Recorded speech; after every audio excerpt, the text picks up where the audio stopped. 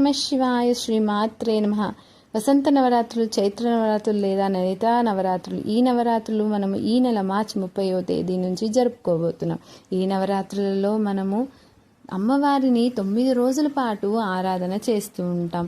అమ్మవారిని దీక్షగా అంటే కలశం, అఖండ దీపం పెట్టి అమ్మవారిని పీఠం పెట్టుకొని ఆరాధించే వాళ్ళు ఉంటారు. లేదా రోజు నిత్య దీపారాధన కింద చేసుకునే వాళ్ళు కూడా ఉంటారు.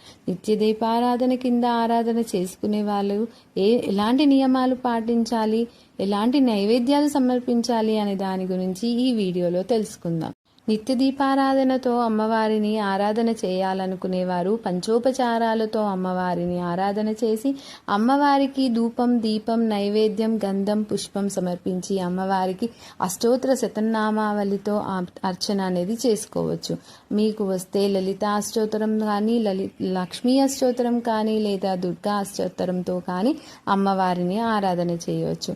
మీకు వీలు కుదిరితే అమ్మవారికి లలిత సహస్రనామ పారాయణం లేదా మణిదీపవర్ణన లాంటివి కూడా చదువుకొని మనము అమ్మవారిని ఆరాధన చేసుకోవచ్చు.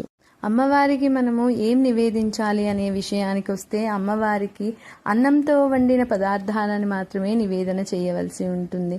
గూడాన్నం, పరమాన్నం, దద్దోజనం, పులిహోర ఇలాంటివి అమ్మవారికి ఎంతో ప్రీతికరమైనవి అని చెబుతారు. అందుకనే అమ్మవారికి అన్నంతో చేసిన వాటిని నివేదన చేసి వడపప్పు, పానకాన్ని తప్పనిసరిగా నివేదించాల్సి ఉంటుంది. దీని తర్వాత అమ్మవారికి తాంబూలం అంటే ఎంతో ప్రీతికరం అని చెబుతారు. తాంబూలం అమ్మవారికి సమర్పించి మంగళహారతితో పూజ అనేది ముగించుకోవచ్చు. ఇలా నిత్య దీపారాధన చేసుకునేవారు అమ్మవారిని ఆరాధిస్తూ ఉంటారు. కలశం, అఖండ దీపం పెట్టి అమ్మవారిని దీక్షలో 9 రోజుల పాటు ఆరాధన చేసుకునే వారి గురించి వాళ్ళు పాటించవలసిన నియమాల గురించి మనం నెక్స్ట్ వీడియోలో తెలుసుకుందాం. అందరికీ అమ్మవారి యొక్క దివ్యానుగ్రహం కలగాలని మనస్ఫూర్తిగా కోరుకుంటూ ఓం నమః శివాయ శ్రీమాత్రే నమః.